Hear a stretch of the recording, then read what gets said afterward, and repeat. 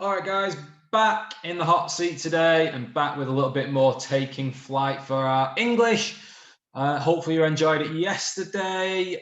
Thank you for sending me your work. Please do keep sending me your work in. There's a few nice setting descriptions yesterday. I'm doing a bit more describing today, but I'll get to that in a second. Oh, I'm very shiny today. What's going on? Oh, now I'm dark. Now I'm shiny. Oh, dear. I'm there anyway. All right, so taking flight. Let's have a little look what we got up first. So, to get going, I've got a sentence for you. The sentence is, the young boy skipped happily down the cobbled street. Okay, quite a lot in that short sentence there. So what I want you to do first of all is try and pick out all the different kinds of words that are in that sentence above. So I want you to look out for any nouns, any adjectives, any verbs, any adverbs, and, because we did it yesterday, any prepositions. What you can do is you could highlight those words. I've color coded them there for you. I've done nouns blue, adjectives green, and so on. You don't have to pick those colours, it's up to you. They're the colours I've picked, so maybe you could stick to them, that might be all right. You could either highlight them or underline them. If you've got some coloured pencils, that'd be fine. But that's what I want you to do. Look out for the different kinds of words and find them in that sentence. The young boy skipped happily down the cobbled street. Pause this video, have a little go at that little starter now. All right, so you had a simple, well, fairly simple sentence, but it had a lot in it, and I wanted you to try and find the different kinds of words in that sentence. Let's have a little look and let's see how you got on. So there is the sentence, and now it's all color-coded with the colors that I picked. So the young boy skipped happily down the cobbled street. So first of all, I said try and find some nouns. Nouns are things, aren't they? In blue, we've got boy and we've got street as the nouns. Next up, we've got adjectives. They're describing words. They describe the nouns. So we haven't just got the boy, we've got the young boy, and we haven't just got the street, we've got the cobbled street. So the adjectives are young and cobbled. They're the green words there. Next up, verbs. Verbs are doing words, things you can do. And in this one, it skipped. The boy skipped happily down the street. So that's in red, skipped there. Next up was adverbs. Adverbs describe the verb. So how did the boy skip? He skipped happily. So happily in orange for the adverb there. And then I threw this one an extra one in just to see who was paying attention yesterday. Preposition. Preposition explains where something is and things like that. So where did the boy skip happily? He skipped down the street. He was skipping down the street. That's where he was going. So preposition is down and it's purple. There you go. Loads of different kinds of words in that one sentence. That's what really needs you in year 3 and year 4 to be doing now. It's adding more detail to your sentences, and that is how you do it. I could have just put the boy skipped down the street.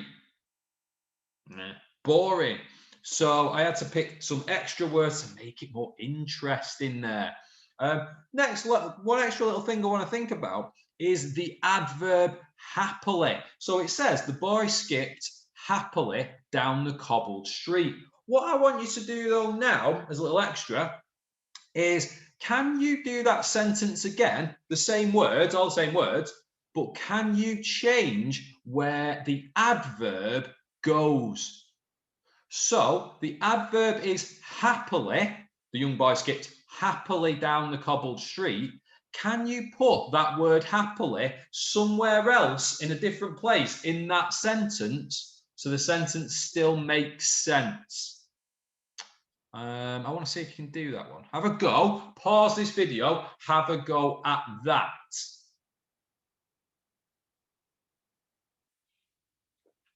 All right, so you had to move the adverb next.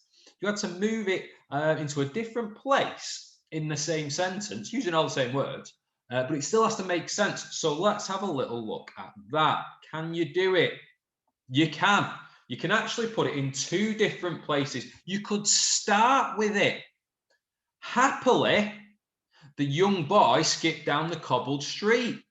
What we've done there, we've put it at the beginning and we've made it, we've actually made it a fronted adverbial of manner. We're telling you right at the start of the sentence how the young boy was skipping down the cobbled street. He was doing it happily. Don't know why. Maybe he'd just finished school. Maybe he'd just got a present.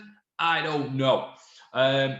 Happily, comma, the young boy skipped down the cobbled street. Don't forget that comma when you put an adverb in like that. So if you put it in at the beginning, a fronted adverbial, adverbial, same word, isn't it? You need to put a comma after it.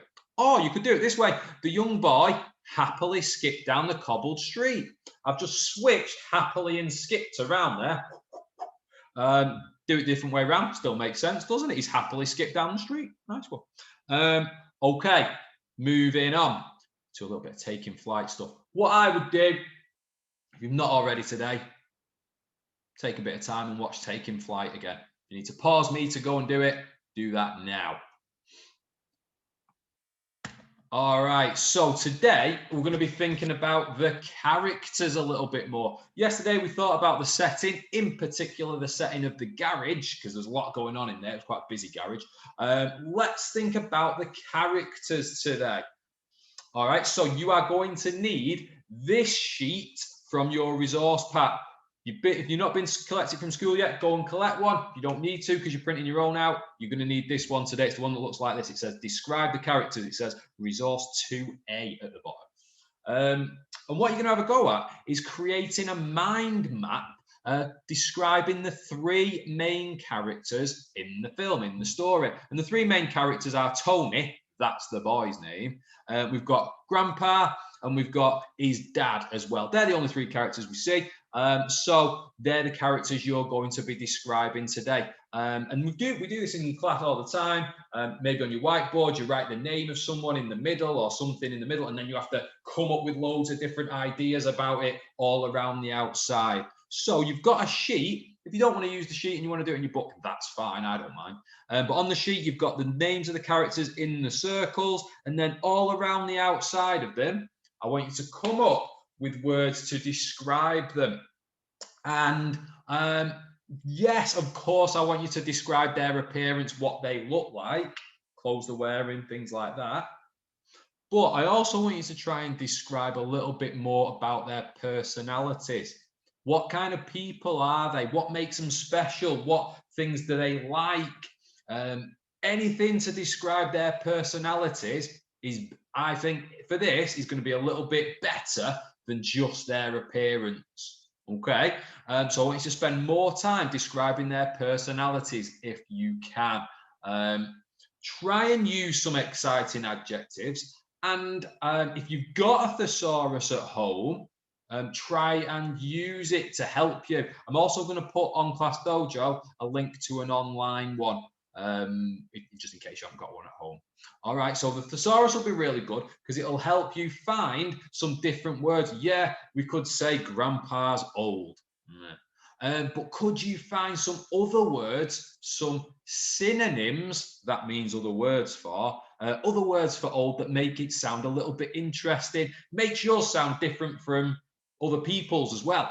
Because sometimes when I'm reading your work, it's the stuff I find I'm reading the same things a lot. So try and pick some interesting ones. Try and make your work stand out by picking some exciting adjectives and adverbs from a thesaurus. Okay, so that's your next little task. It's to do a bit of a mind map and think of some words to describe the three characters. You can do it on the sheet or in your book if you want to. So pause me, because there is some more to come. Pause me and have a go at that one now.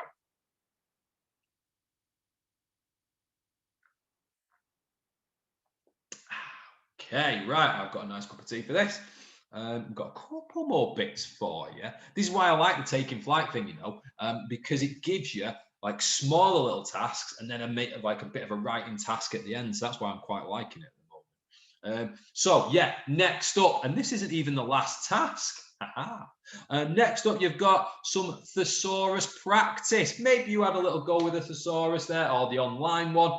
Maybe it was a little bit of a struggle. Right, well, in that case, we're going to have a little bit of a practice. You need this sheet out of your pack, resource 2B, or you can print it out again, obviously. And what you need to do is you need to find the words that are on the sheet. So we've got old. Oh, I said that one before. Brilliant. Old, colourful, big, strange. And then we've got some adverbs. We've got carefully, excitedly, slowly, cleverly. What you need to do is find some other words for them. So instead of strange, can you think of a couple of other words? Maybe 3. I reckon you can fit 3 in there. 3 words for each one from your thesaurus or the online thesaurus. Okay, these are other words for, these are synonyms for these words. That's the first part. And then the second one, the second part of the sheet, it says, so you've got another one, it says like bright. Then you have to come up with a little bit of a better word than bright, but then an even better word. So the bright's like your bronze word. Then we need a silver and a gold word. Like they've done for dirty, they've done dirty for bronze, then filthy for silver, and then unsanitary for gold. What a great word. So you need to do that for some of these words as well. All right, so that's your next task. It's a little bit of a thesaurus challenge. Excellent, because by the time you get into year 5 and year 6, you need to be able to use a thesaurus, no problem. So that's why we're having a little bit of practice today.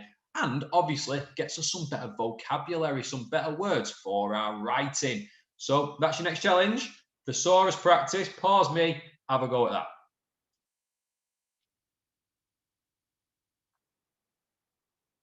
All right, hopefully we're getting a little bit more comfortable, a little bit better at using the thesaurus now, or the online thesaurus. Got one more task for you, and it's, I suppose you'd call it the main writing task for today.